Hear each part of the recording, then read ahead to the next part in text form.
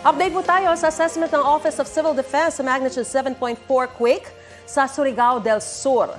Gayon din sa epekto ng aftershocks na pwede raw maranasan pa sa mga susunod na araw. Nakasalang sa Balitang Hali ang tagapagsalita ng Office of Civil Defense, si Director Edgar Posadas. Magandang umaga, Director. Welcome po sa Balitang Hali. Magandang umaga, Sir Chino at Ma'am Maris. Magandang umaga po sa lahat ng nakikinig at nanonood sa inyo. Alright, Director, unahin na po natin. Kumusta po yung rapid assessment na ginagawa po ng OCD? Opo, medyo busy po tayo ngayon. Naka-red alert po yung dalawang regions natin na talagang naapektuhan, ang Caraga region at saka Davao po, no? Para mas maigting po nilang matutukan yung mga response efforts. At they are on the ground right now para po magkipagtulungan dun sa LGUs sa pagkandak po ng rapid assessment, no? Kasi very important po ito para malaman natin kung ano po yung mga pangangailangan. At narinig ko po nga kanina, no, yung sabi ni Sir Chino, yung sa mga aftershock, sa ngayon po, it's one of our challenges, no, kasi medyo marami po after the 7.4 magnitude earthquake. Meron po tayong 1,692 na na-monitor as of 8 a.m. No?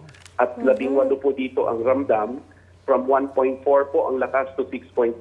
Kanina nga po umaga, nagkaroon tayo ng parang may reported na parang tsunami scare kasi medyo malakas po yung aftershock. But it's actually an aftershock of the 7.4 magnitude po. Director, sa mga sandali pong ito, ilan na po yung naitatalang casualty? Meron pa po bang nadagdag dun sa mga una nang napaulat?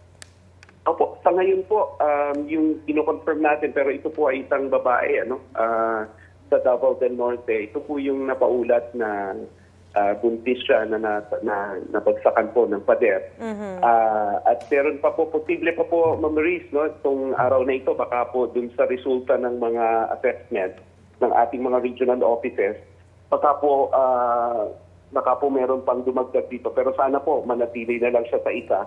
Meron din po tayong 4 na injuries. Again, ito po ay posibleng tumaas po ito. Pero sa ngayon po, ma'am, wala tayong missing na kababayan na hinahanap. Good to know po. Director, kamusta naman po yung pagpapaabot ng tulong sa mga apektadong residente na nasa evacuation centers? At siguro, tanong talaga nila, kailan sila pauuwiin din?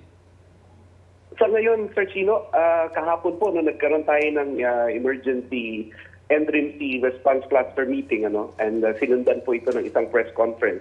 It was chaired by no less than our SND, si Secretary Teodoro, and nandun din po yung DSWD, si Yusek Kahipe, and the members of the response cluster. So far po, sa ngayon, yun po ang ikinakatuwa namin dahil wala pa po tayong nare-receive na major request for assistance. At sabi po nila, kaya pa nila within the local level and the regional level na i-address po yung mga pangangailangan. At natutuwa po kami dahil medyo talagang empowered yung mga lokal na pamahalaan natin. Pero I just would like to assure po our mga kababayan natin doon na naapektuhan na kung kinakailangan po, and this is always the reassurance given by the President and the SND, na ang inyong pong Office of Civil Defense ay nandito at dun po sa mga regions, no, na apektado para magpaabot po ng tulong kung kinakailangan coming from the national government para pangpuno po once it will be needed po. Maraming salamat, Office of Civil Defense Spokesperson, Director Edgar Posadas. Maraming salamat po. Mga kapuso, para sa mga maiinit na balita, mag-subscribe sa GMA Integrated News sa YouTube. Sa mga kapuso abroad, subaybayan niyo po kami sa GMA Pinoy TV at sa www.gmanews.tv.